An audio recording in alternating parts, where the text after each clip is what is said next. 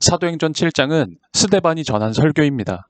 그 내용은 하나님은 성전이라는 공간에 갇혀 계시는 분이 아니라 무소부재하신 하나님, 언제나 사람과 함께 하시는 하나님이었습니다.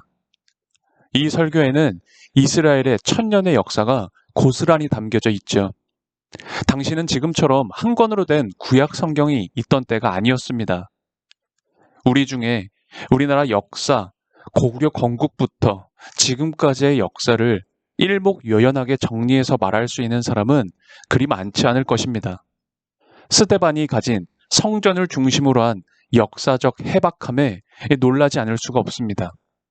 그리고 그는 올바른 말씀을 전하고 사도행전의 첫 순교자가 됩니다.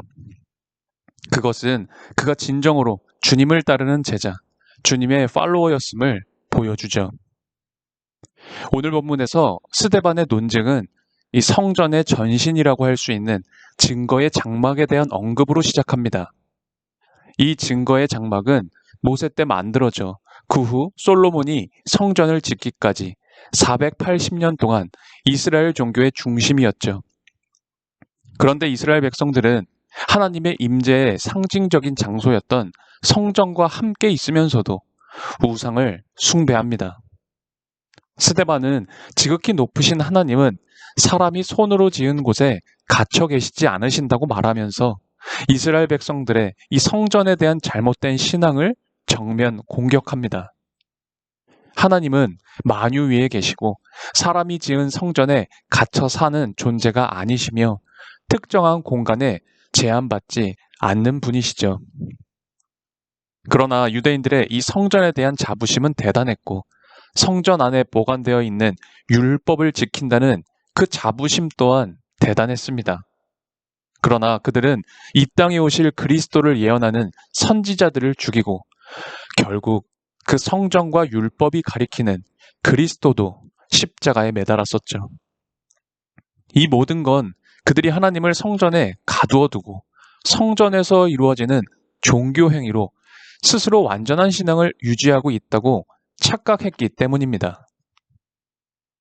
오늘 이 스데반의 설교는 신앙인으로 살아가는 우리를 향해 말씀하시는 아주 중요한 하나님의 말씀이 됩니다. 우리도 역시 하나님을 이 예배당 안에 특정 종교 행위 속에 가두어둘 수 있다는 사실입니다. 이스라엘 백성들이 그랬던 것처럼 내 욕망을 위해 하나님을 우상처럼 바꿔버릴 수 있다는 사실이죠. 스데반의 설교가 우리 마음에 천둥처럼 울리는 것만 같습니다. 당시 이 설교를 듣는 사람들도 그러했겠죠. 그러나 양심과 이 신앙의 찔림에 올바로 반응하기보다 그들은 부끄러움에 격분하고 말았죠.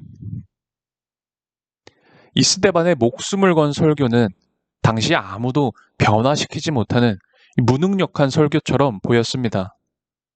어쩌면 그것이 함정인 줄을 알면서도 마지막 변론의 기회를 오히려 회개의 메시지를 전한 스데반 같은 이 행동은 세상적으로, 계산적으로 보기에 지혜롭지 못해 보이기도 합니다. 그러나 거기에 그 설교 장면, 순교 장면을 목도하고 있는 바울이 있었습니다. 물론 바울은 8장에서 스데반이 죽은 것이 마땅하다고 여겼었죠. 하지만 바울 그의 인생이 변화되었을 때 가장 많이 떠오른 장면 중 하나가 이 스데반 아니었을까요? 저는 오늘 말씀을 보며 생각합니다. 우리들이 오늘 하루를 살아가는 것 자체가 하나님의 말씀을 전하는 메시지가 되면 좋겠다고 말입니다.